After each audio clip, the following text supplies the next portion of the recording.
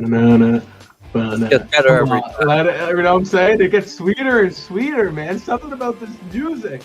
What are the Celtics, like 12-2 when we got this going on? We gotta keep find a stat tracker on that. I think we do. We need the advanced analytics on the Celtics record with that intro going, guys. What's going on? Welcome I think Film back. Wizard has been basing it off of it. How we doing, everybody? Welcome back into a Celtics Talk weekly post-game show. I am your host, Rob Ate, and joined with me is my co-host, my man, Nick Franco. Later joining us will be Xavier, the X-Man, and Ian Angelo. Franco, tonight, Celtics were on one. Thunder kept it close, man. Mind you, a shorthanded Thunder team kept it close. No Shai Gilgeous-Alexander, no Jalen Williams. We're going to get into that in a little bit. But the Celtics tonight at home after a 6-game road trip, mind you, the longest road trip of the season. The Celtics were able to knock off the Thunder 135-100. Franco, don't let this score fool you, man. This was a relatively close game through 3 quarters. Obviously, the Celtics kind of held that lead between 14 points, 8 points, somewhere in there. The Celtics, however, were able to absolutely just pummel the Thunder in that fourth quarter, really led by Jaylen Brown. But before we get into all that, you know how we do this thing. Your thoughts, your opinions, your reactions for the Celtics. 60th win of the season. One of the last few games on the checklist for the season. The regular season, we have a few more games against next game in Sacramento. Then it eases up with a couple of games against teams like Portland, Charlotte, Washington. But these games are extremely important to the Boston Celtics for a confidence base level. Oklahoma City, they played very recently. I believe they coming off of a doubleheader. I think they played the second Philadelphia back-to-back for them. Correct. Yep, and they're on the road as well. So, understandably, they're missing 2 of their starters. They were able to hold their own against the Boston Celtics, but at the end, the Celtics were able to step up and finish off the game. And what seemed like a game that could have been ended much earlier. Right. Yeah, it kind of felt like credit to Oklahoma through 3 quarters. They really kept it close. Obviously, missing their 2 star guys, Thunder tonight, without Jalen Williams and Shai Gilgeous-Alexander. Shai, who is actually Shai, he's second in the MVP race, man. He's putting together a hell of a season for those boys in Oklahoma. 30 points per game from Shai Gilgeous-Alexander, obviously 19.5 for Jalen Williams. Thunder missing their top 2 guys. I want to talk a little bit of Oklahoma before we kind of talk about the Boston Celtics. OKC, I feel like, was a team that everyone knew was kind of on the rise. Chet Holmgren obviously redshirting his freshman season, rookie season, however you want to look at it. No one kind of expected them to, through 76 games for them, to be standing at the top of the Western Conference with teams like the Denver Nuggets and, ahead of teams like the Phoenix Suns. Franco, I mean, when you look at this OKC team and kind of how they matched up with the Celtics through 3 quarters without their top 2 scorers, what kind of surprises you? Because I got to say, I'm very impressed with not only what Mark Dagnall has been able to put together in Oklahoma City, but with, what the supporting cast has been able to do. I mean, well, I think they've just done a fantastic job with their depth, and they almost have too many pieces to almost keep together for so long. Even though they're all on very minimal contracts, very low-paying contracts, and most of the players on the roster have a few more years left with the team. So it's going to be extremely interesting to see what they do with it. But they have around 8 to 10 guys that they feel comfortable playing for 25 minutes a game. Yeah, And absolutely. It's extremely spread out, and everyone almost has a position. One thing that they lack is that size, and getting that center is probably going to be the number one thing on their priority list come this offseason. And I think this team is poised to make someone. People are going to go into the playoffs looking at the Oklahoma City Thunder even as a higher ranked seed, almost as an underdog if they're playing a team. Let's say the Golden State Warriors, the Phil- Phoenix Suns, the LA Lakers, either a play-in team or a team that's ranked in the sixth seed, just because of the experience of the other team and the star players that the other team have. With Yeah, that, absolutely. And joining us in now is our man Ian Angelo. Ian, how you doing? How you feeling about the Celtics' 60th win? I'm feeling fantastic. Do you want to know why? Let me know. Because I have statistics to back up how I'm feeling right now. Oh, are you about to So, drop the statistic that you just dropped on us? I am about to drop a lot of statistics. So, Let me hear them. with this win, this is the 14th time in Celtics history that they have had a team that has won 60 games in a regular season. The last one was the 2008-2009 Celtics. Obviously, that didn't end great. But another crazy stat is that every single Celtics team that has won 60 games in a regular season has at least made the conference finals. At least, at minimum. So I would like to say the You're feeling Celtics are pretty now good. locked for the conference finals. But Are you gonna? I Is am this gonna be a jinx? Are we gonna look back at this and? shit, probably. That was good. But I mean, honestly, the Celtics. I mean, that's who they've been all year long. Celtics have been awesome. Obviously, tonight with this 60th win, the Celtics clinch the best record in the NBA. Which kind of with 6 games remaining, that's very, very, very impressive from these guys. That's big though, guys, because when you think of the Celtics and to win an NBA championship, obviously you have to go and be road warriors. You got to go and you got to get the job done on the road.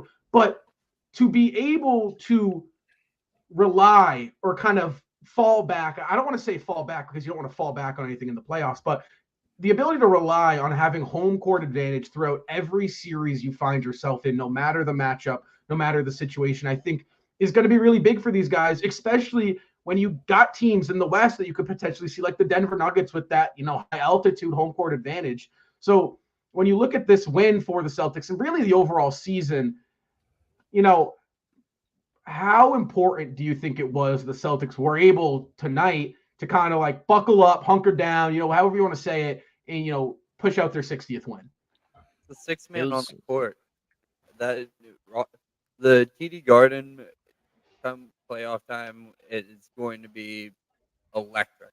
I mean, it's going to be filled with us. It's going to be 20,000 deep. I understand that the city, like, they just got back home from a homestand. I'm pretty sure a few people were selling their tickets tonight, so it was probably a younger crowd because people were expecting a nor'easter up in Boston. Well, on Cape, it's not that bad right now, but I think that there was a younger crowd tonight, and the energy that the team brings makes it a much more efficient team. And you can see it with Derek White. It was a prime example tonight. He got frustrated in the fourth quarter, and then he started to have his impact points as he always does.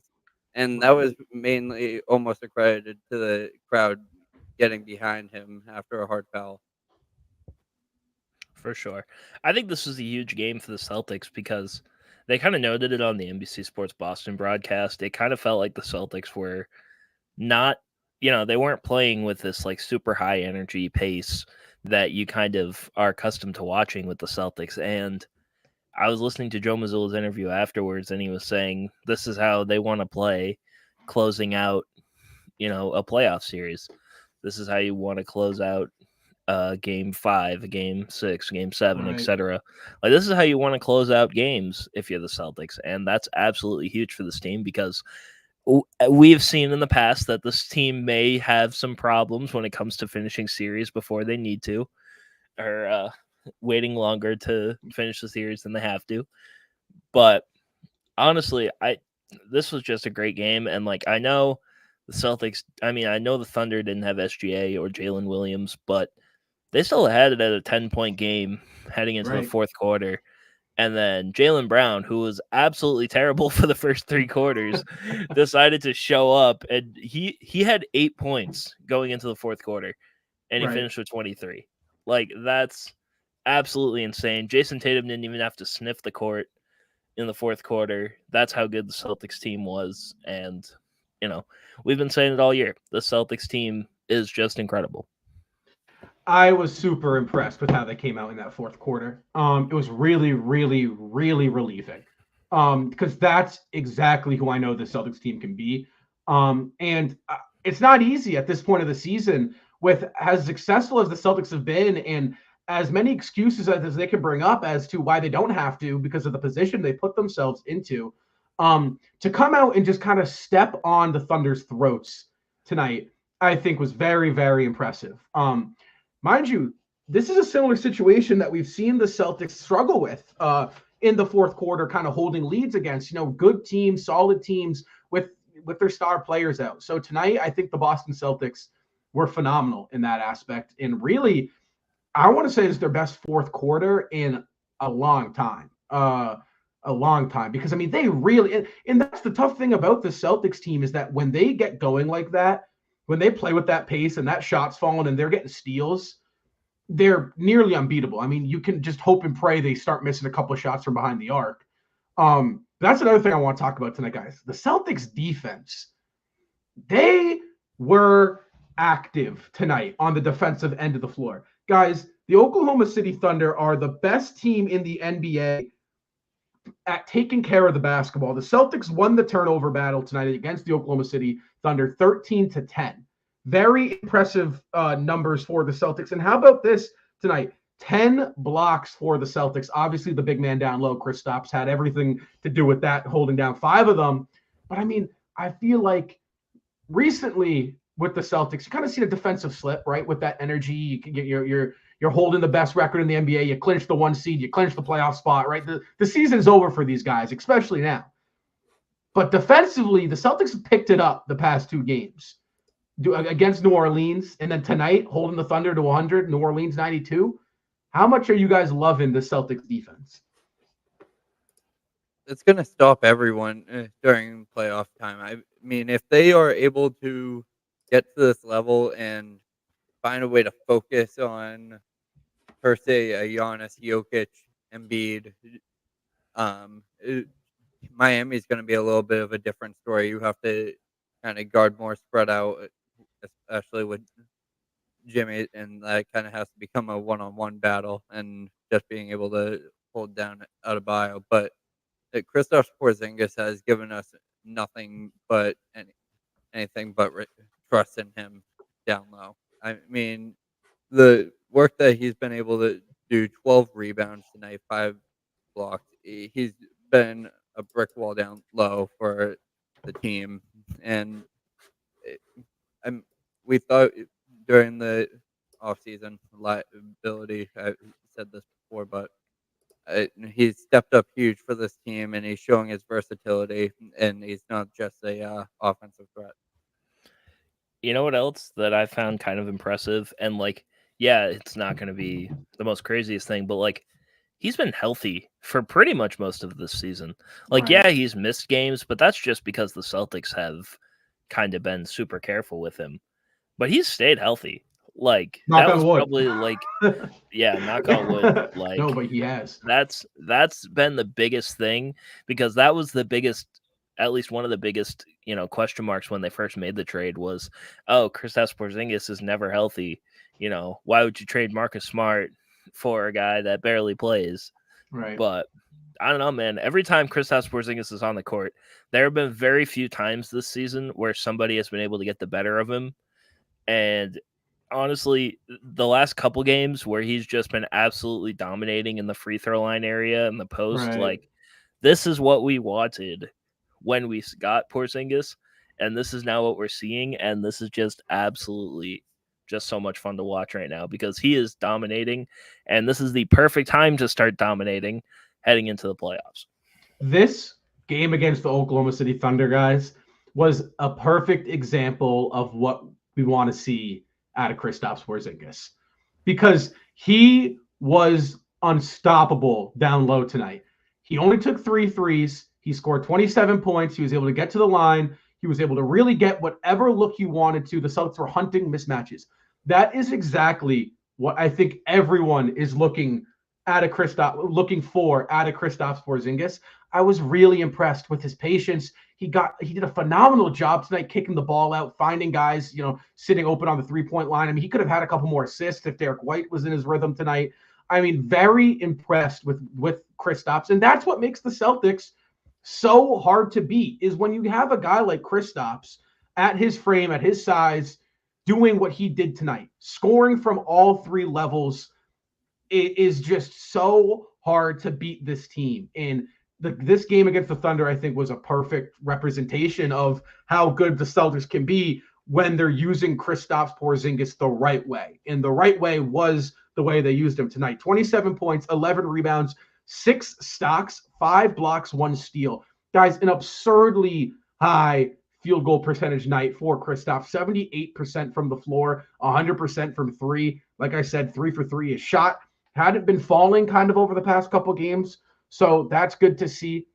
I want to talk about Jrue Holiday real quick. And I hate to bring any negative light onto the show. So it's going to be a quick segment. But it's something that I've noticed has been Jrue Holiday's shooting performance since he's returned to the lineup with that shoulder injury that he obviously kind of dealt with against the Warriors.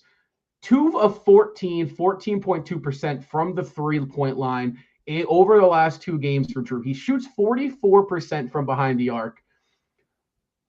Is this something we should circle? Are we highlighting Jrue Holiday right now? I know there's only 6 games left, but he had a good game outside of his shooting numbers. But the shooting numbers kind of tell me that shoulder might, and again, this is all just a guess. But the shooting numbers tell me that shoulder may still be in some discomfort. Wrap them in bubble wrap until playoffs. I mean, that shoulder is going to be extremely valuable. Yes, he can play through it, and he had a very solid performance tonight. I mean, well-rounded. This is what we've seen from him all season, being able to get 7 rebounds, 4 assists, and 12 points. And he's taking that 5th spot role, and definitely the shooting slump doesn't help. But during playoffs, we're going to need him at full health and to be the essential threat that he was in the past. And there's levels to a lot of these players, and we know what Jrue Holiday is capable of. We know what Kristaps is capable of. These guys have been capable leaders of playoff contending teams alone. Well, with some supporting cast, but they were instrumental parts in it. And if they can just unlock all of it altogether, it's just going to mend and lead to a championship. Yeah, I mean, I'm not gonna lie, I'm not really concerned about Jrue Holiday right now. I mean, when you miss 4 games, and as hot as Jrue Holiday was, a law of averages is eventually gonna hit, and you miss 4 games, you're gonna struggle a little bit. I think he looked pretty good tonight. I mean, he was 2 for 6 tonight. Right. Honestly, I'm not concerned if he's missing pull-up threes. If he's missing wide open corner threes, then we might have a problem. But I think both of his threes tonight were corner threes. I know one of them were. I can't remember what the other one was. But I remember the second one was a wide open corner 3, and he hit it. And also, I'm not going to lie, as much as I love having Jrue Holiday's offense, he was a plus 31 tonight. He had 12 points. He had 12 points, 7 rebounds, 4 assists, 5 and 9 shooting. And his defense, he had a block.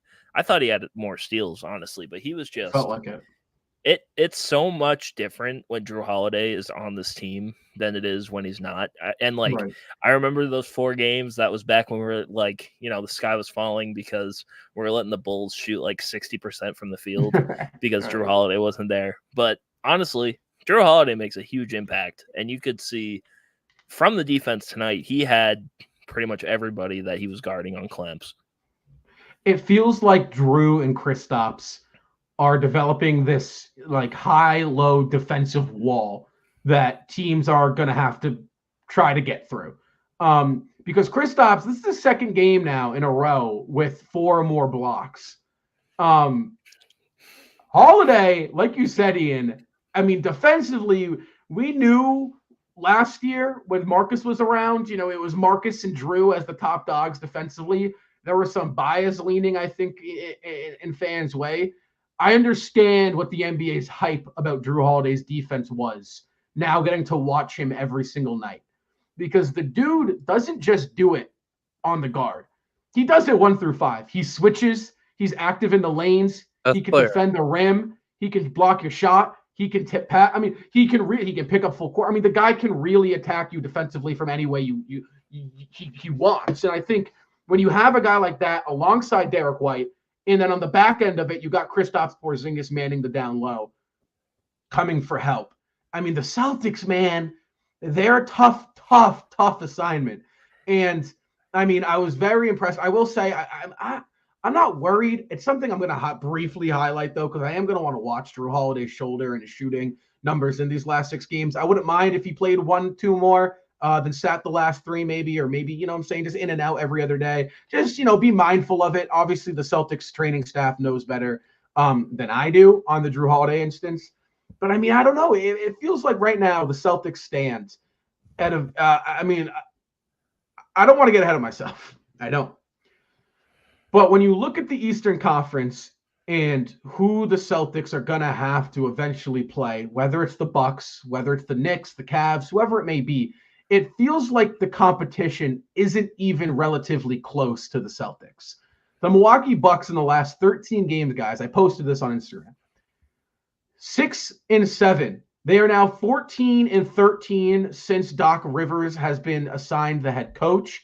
They don't look like a team that is ready to enter the playoffs. And with only 6 games remaining in the NBA regular season, I don't see a world where the Bucks do get ready. So when I look at the Celtics in their inevitable path and run to the NBA Finals, it kind of feels like right now the only team in the Eastern Conference that people are kind of assuming can give the Celtics a chance is the Miami Heat. And that's just kind of what Miami, based off of what Miami did last year. It's not even like a this year Miami Heat. So again, I don't see a world in which the Celtics aren't knocking on the doorstep yet again this year. Yeah, what I loved about what you said earlier about the defense, you talked about Drew Holiday, Derek White, and Kristaps Porzingis. You didn't even talk about our 2-star players. That's right. How great our defense is. 100%. I mean, especially Jaylen Brown has taken the backbone of this defense to a whole nother level. I need Jaylen Brown first team all defense this year. I need it, man. I need to inject that into my veins because Jaylen Brown has brought every ounce of dog that the Celtics have needed this season. It started from JB. The dude made $304 million, guys. And everyone said it was an overpay. And normally in the NBA, when a team's paying that much money, players are sitting back, wiping, walking, laughing their way to the bank, and they're not going to care anymore. They got paid. Jaylen Brown has been a different beast, and it feels like he's not getting talked about enough. Well, it's because he plays on the Celtics, because he has Jason Tatum and Kristaps Porzingis and Al Horford. And honestly, it feels like every year Jaylen Brown doesn't get talked about enough, even though he makes the $304 million. So that's the only time you're ever going to hear from him is when he does something bad or he has like a bad play or something. You're never going to hear what he does good. And he said before the season he wants to make all defensive team. I mean, he's right on track. I mean, you saw, I think my favorite defensive highlight was against New Orleans when he pretty much for like a quarter and a half just locked up Zion by himself. Right. And that was one of my favorite moments. And I don't know, man, he was, they're showing his highlight reel right now. He had that behind the back pass to Porzingis. I mean, he's just been, I don't know, man, he's just been playing with another level of energy. And I know he had the left hand thing tonight. I hope he's all right with that, because that's also going to be something that he will never let down. He will never live down. Right. If that's a big problem heading into the playoffs, because he hurt his hand last year. Right. Remember, from watering the plant, and watering the plant. Yeah. And but yeah, I'm just hoping he's healthy heading into the playoffs. But yes, Jaylen Brown needs to be talked about more. But I don't know if you saw the MVP ladder. Somebody came in at number 10. Jaylen It could Brown. be the guy that we were just talking about. So I'm gonna go off a limb and say Jaylen Brown. maybe Where's people Tatum are starting at? to respect him more. Tatum's I think probably Tatum's at 5. Right. Yeah, but Yeah, isn't that Tatum's at nuts 5. to think about that the Celtics right now, pretty much the season's over, right? There's, like I said, there's about a week and a half left in the season. They have 2 players in the top 10 Ooh, for MVP hang on. voting. Hang What on. we got? Jaylen Brown said he has a strained ligament in his left hand. Said he's not concerned. Will continue to play. From Gary Washburn. All right. So again, that's what. And listen, like, oh gosh, that's never good. But I will say this. I hope he rests. I don't want him to tell play. us. You could have if you weren't concerned about it, you didn't have to tell us, Jaylen Brown. Please, we're more concerned than you are. I will say Yeah. this. That's the perks of handling business through the regular season. If he needs to, if the team doctors look at it, if he feels any discomfort, he's got time to get right. He's got time to, rest. There's no standings watching. There's no record chasing. There's nothing right there. You are 100% good to handle your body for this next week and a half exactly how you wish to handle your body. And that goes to everyone on the team. So I think that's big too when you look at the Celtics. It feels like in years prior, they were clawing and scratching their way through the playoffs in the last 15 20 games of the year to get the first seed, or to, like 2 years ago, to even finish as a higher seed, right? They were in that little scrum. That, do you remember the last game of the year when we were watching the Bucks game and the Bucks sat everyone and we rolled out to play the net? So it's like a lot of teams were with the Celtics had to standings watch. That's over. So hopefully JB's okay. I'm sure it's nothing too serious. I did see him, like you were said, Ian. I saw him kind of fumble the ball with his left hand at some time, and I thought to myself, "Oh boy, is that hand okay?" Obviously, only time will tell with Jaylen Brown. But again, it feels like right now it sucks because it's just wait and see. It's just wait and see. It's like, how much of this can the Celtics bring into the playoffs? That's where I feel like that's what it is. And if they bring this, then give me this. I think more, they can bring more than this. I mean, one player we haven't even talked about who outdid Drew Holiday on the plus-minus report is Al Horford. Right. Al. Bro, playoff Al. Playoff Al, baby. Al is coming. We all completely forget about it during the regular season. He has just been cooling on the bench, getting his 20, 25 minutes a game, just waiting for playoffs to come around. Him coming in off the bench is just going to be relief for either one of the wings or Kristaps to get some rest. And Right. it's just going to be another batch of energy. And we don't even have to start talking about the rest of the bench just yet. Well, I was about to say, Al, as much as Al Horford, I'll talk about Al Horford. I agree, man. If this dude I feel like it's just been like laying under the ground. Locked and loaded. You know what I'm saying? Like he's just like everyone's forgot about Al Horford. And it's like, if you remember 2 years ago, that boy brought a different level of intensity to the playoffs. Hey, Al Horford picks his battles when it comes to he picks and chooses. when it comes to turning it on. And shockingly, everyone talks about the longevity of LeBron and KD and stuff, and they should. But like, not everybody has the longevity of them as superstars. But not everybody has the longevity as Al Horford does at age 38, still being able to be a productive role player on a championship level team. How many other 38-year-olds, and maybe Jeff Green, can be also another contributor? Not at Al Horford's level. But not even at Al Horford's level. Like, I don't know, man. It's absolutely insane. And I mean, we saw Gordon Hayward out there tonight. I don't think Gordon Hayward could be a guy that contributes to a championship team right now. I mean, there's just so many of these guys out there that, like, even are younger than Al Horford, that just don't look like they're pretty much just rotational guys at the end of the bench now. But no, not Al. Al is still the sixth man on the best team in the Eastern Conference. It feels like he's making the right play. I mean, he had one slip up in the corner with Hauser. He thought Hauser was fading to the corner. Hauser was cutting. But it feels like he never has, doesn't make mistakes. I mean, that's crazy to say. Just Al, it's like he is just always doing the right thing. And if Al Horford can take it to another level, which I think he can, it's just like, what are you supposed to do, man, when you're playing the Celtics? Like, if you have even an ounce of that playoff Al that he gave you 2 years ago, because last year his legs kind of gave out on him. You could tell in Miami he just looked kind of dead. I mean, the dude was playing 35 plus minutes. He couldn't hit a shot to save his life last year. Right, year. Which kind of tells you his legs were kind of gone. He's a big legs jump shooter, and he's got that like bends down low. He was playing 35 minutes a game. Rob was missing so much time, and they really weren't able to manage his minutes as well as this year. So if Al takes it to another level, my God, you better hope and pray the Celtics are missing shots. But someone else, I gotta talk about Peyton Pritchard. I got it. It was something. Peyton Pritchard, dude. I was not a Peyton. I heard Justin last post game show talk about it. He wasn't trying to call me out. He kind of called me out. But I was so wrong about Peyton Pritchard, and I'm happy I was wrong because this dude, I was confused in perfect timing as Xavier joins us. But speaking of Oregon natives, right? Mr. Oregon. But we're talking Peyton Pritchard, and I was very surprised, really, these past 15 games to see Peyton Pritchard playing the way he is. He's contributing in so many facets of the game that isn't just spot-up shooting.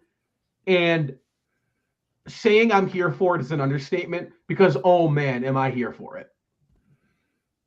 I am here for the Peyton Pritchard renaissance. I mean, low-key, and like I saw someone make this comparison earlier today.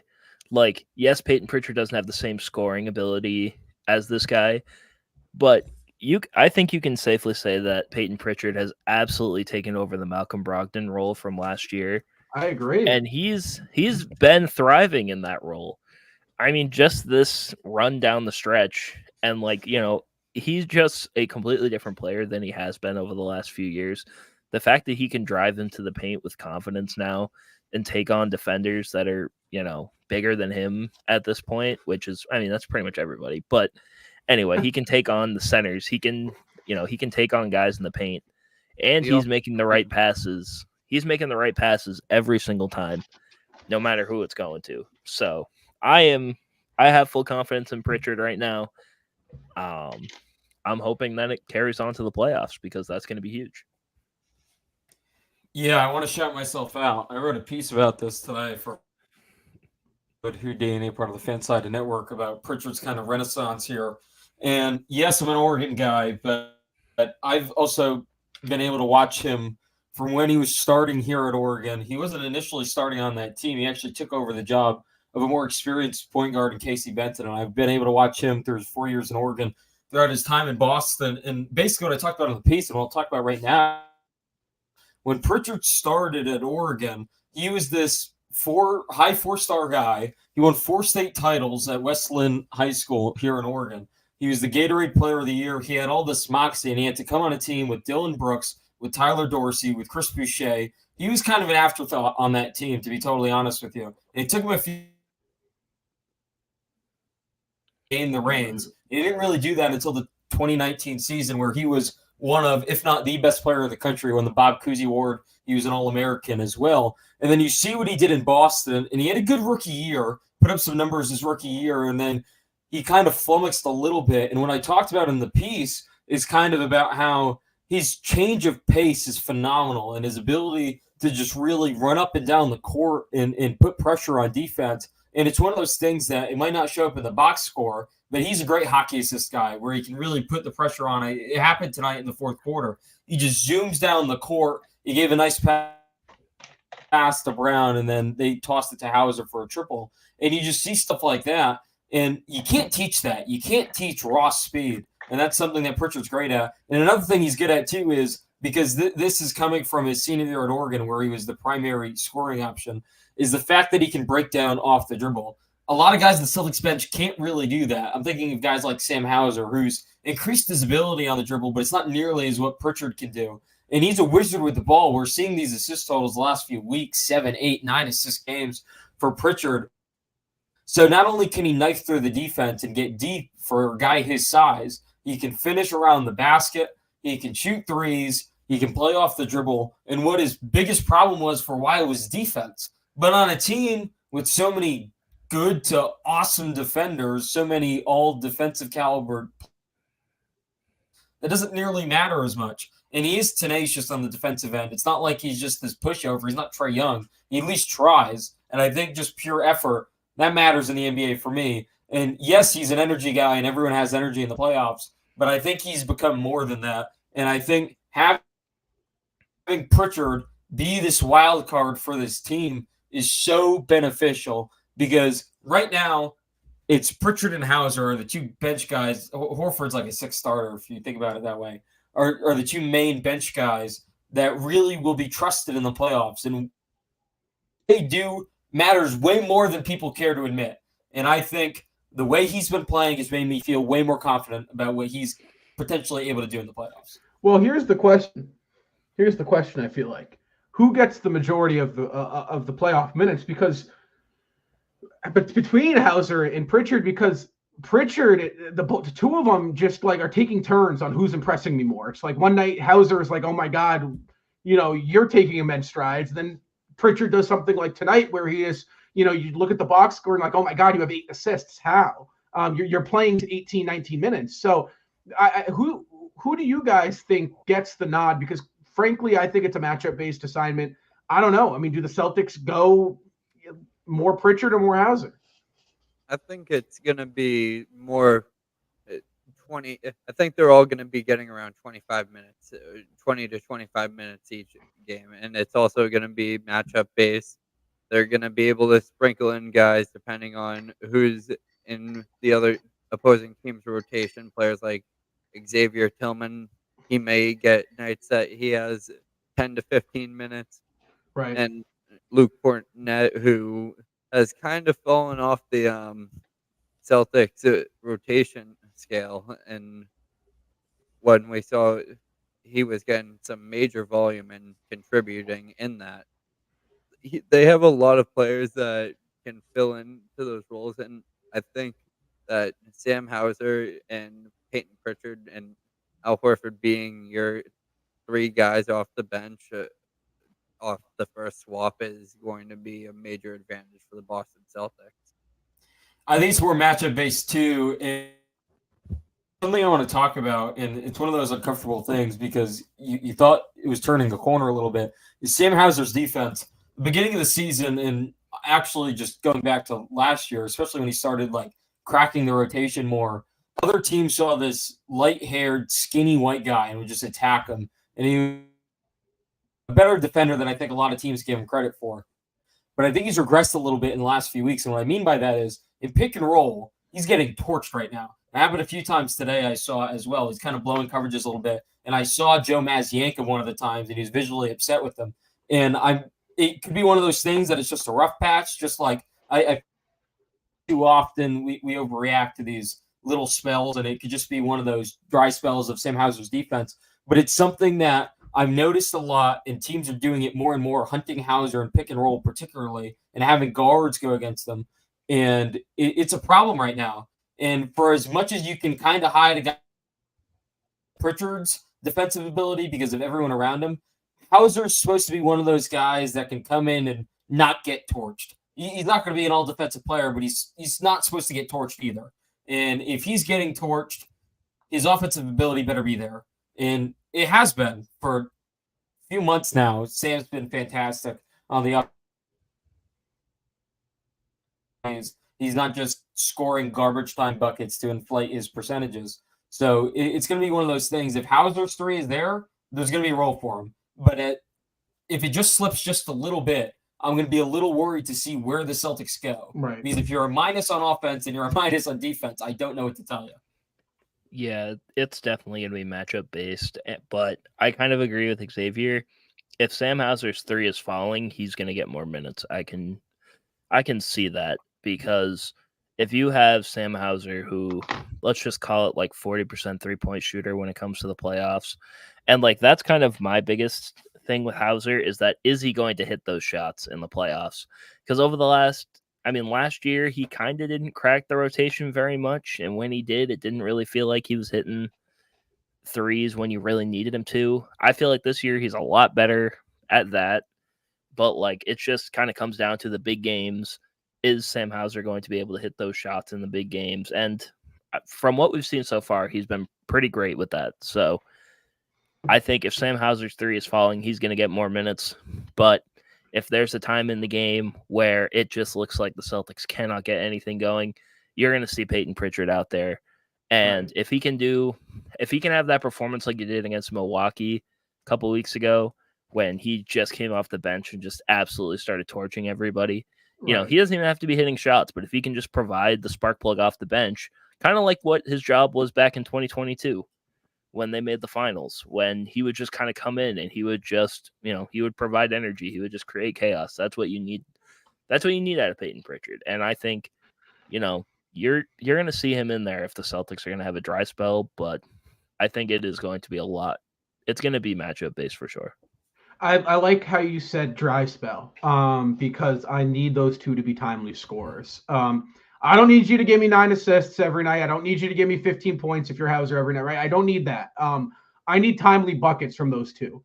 When their number is called, because it will be called, it'll be called a good amount in this postseason run. I need them to just be ready. And like Xavier said, you can't be a negative on either side of the ball. Doesn't mean you have to be a positive, but you can't be a negative. And I think that's really important. I think Pritchard is really etching out his role to kind of not run the second unit, because again, the playoffs are a different beast. You're getting 39 plus minutes from the top 6 guys. But those extra 15 minutes that they're going to find themselves with, I just need them being very efficient and productive. If I were to pick one, I'd probably lean Hauser because of the size. And I also think you have a flexibility at the guard position, being able to run White and Holiday kind of run their own lineups. And then if you need to resort to Brown or Tatum being the primary ball handler, I wouldn't prefer it, but that's an option as well. So I think what's important about Hauser and Pritchard is that they've gained our trust. I didn't have this trust in either one of them about 30 games ago. I now have all the trust and then some with these two guys, I think, entering the playoffs. And I think that's really important. I think these next 6 games, they're going to be able to even get more shots, get more looks, get in more of a rhythm, which I think will also really be beneficiary for them. So again, with those two guys, it is really just all about being efficient, being productive, staying ready for them in this inevitable playoff run. Guys, I do want to talk about something. It's not Celtics related, but it is NBA related. The Milwaukee Bucks have fallen at home to the Memphis Grizzlies 111-101. They are now 6-8 in their last 14 games. They are now 14-14 under Doc Rivers. Are the Bucks really the biggest threat to the Celtics, or are we missing another team in the East? Because it doesn't feel like Milwaukee's a threat. I mean, on paper, I think the only thing you can say about them is hope they figure it out. I'm speaking as the devil's advocate for them. They have certainly the amount of talent and should be, in fact, the biggest threat to the Boston Celtics right now.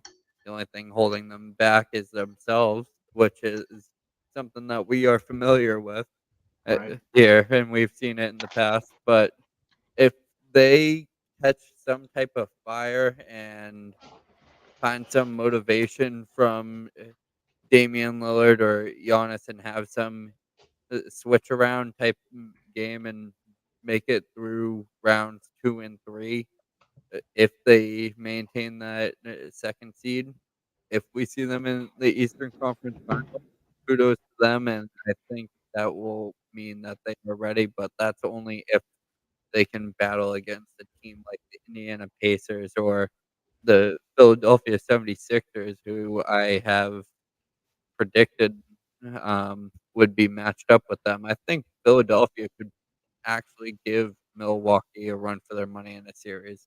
Same thing with like New York and Miami. I have a two-pronged answer. One is I think Celtics fans are awfully inconsistent because most of the time the notion is the Celtics beat themselves. So if that's the case, then the biggest threat would be Miami because what team makes Boston beat themselves more than the Miami Heat?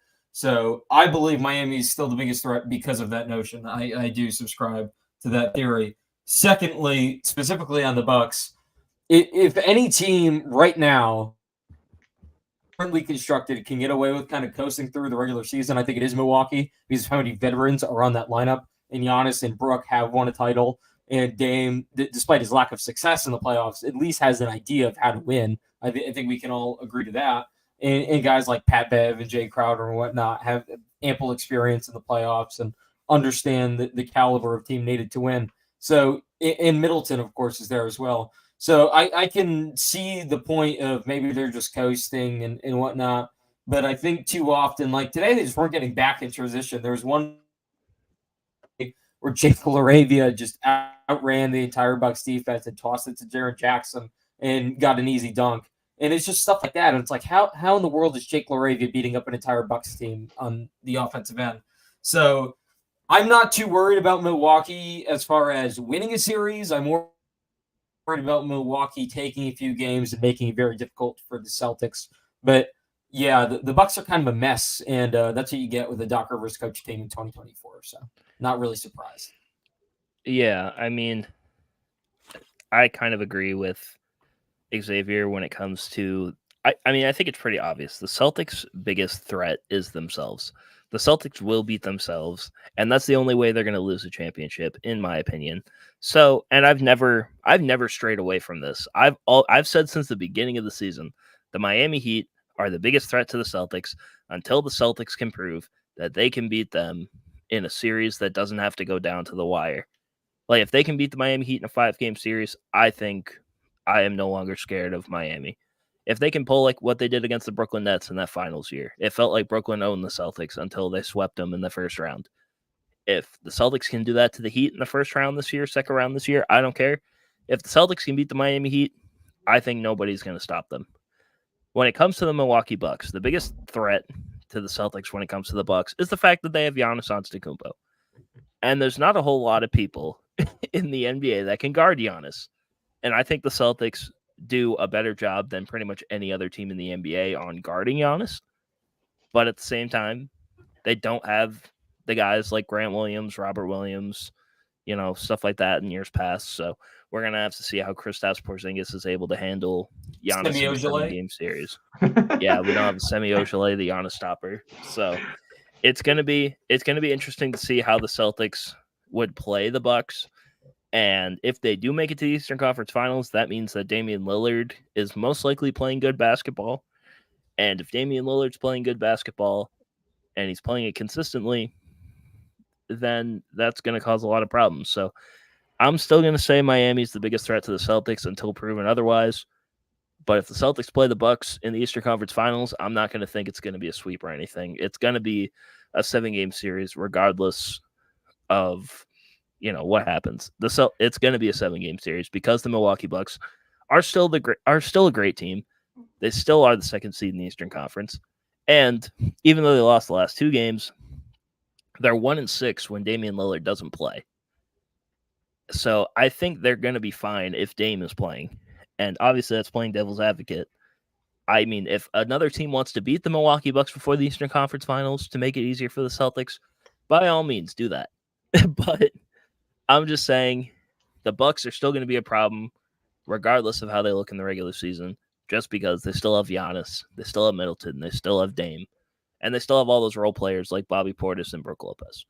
I'm going to have to fundamentally disagree with you on this one, guys, because Milwaukee doesn't get – I understand they won a ring 3 years ago, and if Kevin Durant's foot was this much bigger, that wouldn't be the case. Or smaller, rather. The Bucks have been a bad basketball team on the road all year long. They are 18-20 on the road. I'm going to be honest. I think the only thing with Milwaukee that is giving them hope this postseason is maybe Dame gets hot.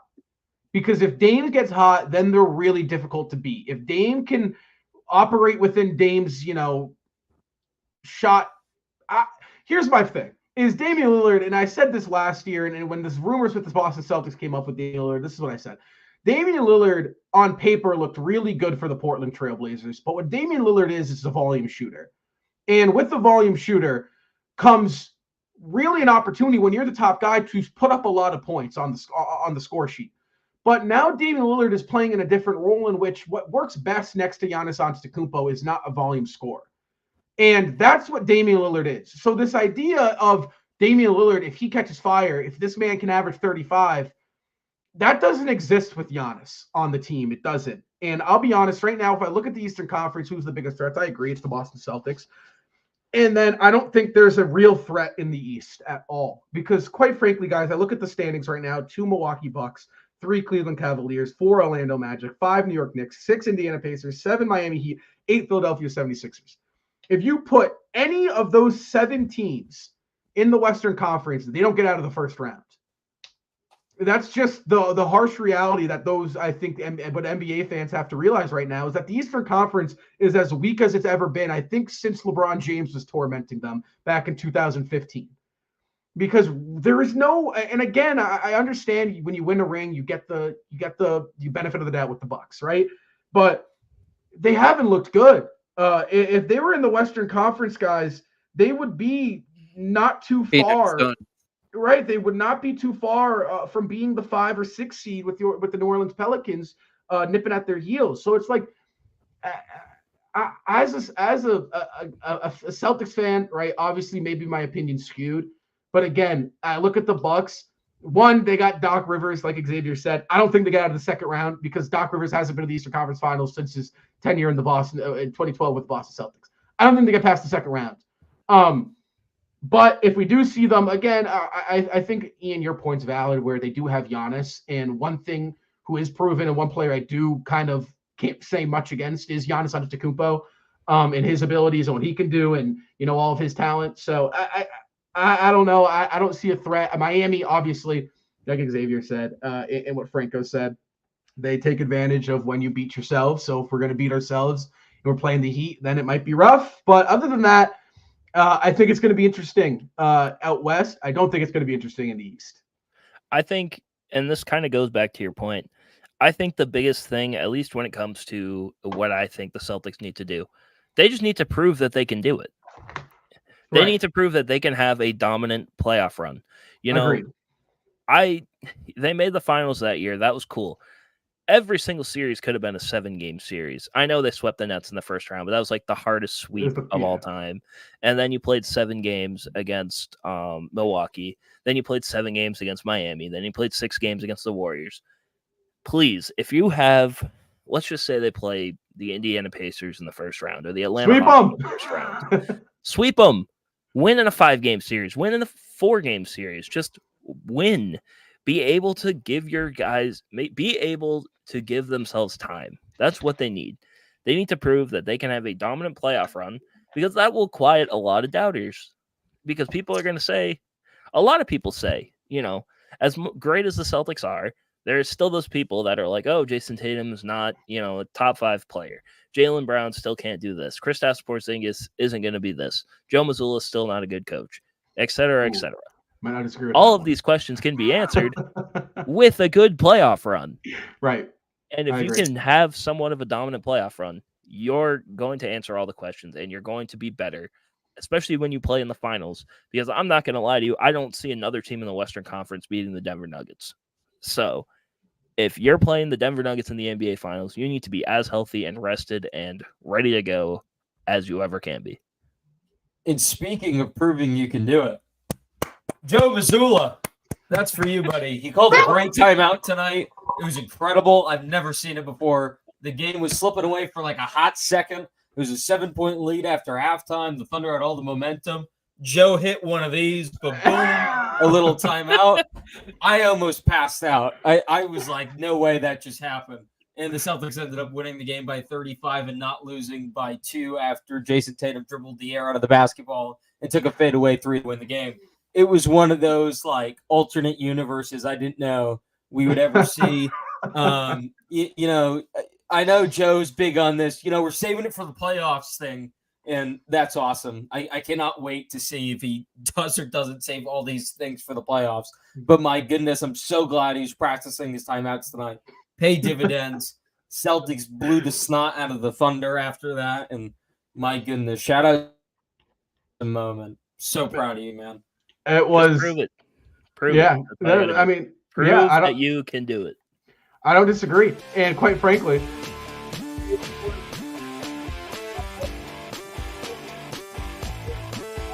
it's absolutely dismantled the Oklahoma City Thunder at home. 24 from JT, 25 from Kristaps. Al Horford gives you 16. Jaylen Brown get 8 points before that fourth quarter dominant performance. Guys, let the music keep rolling, because I'll tell you what, the Boston Celtics definitely are. Until next time, go Celtics.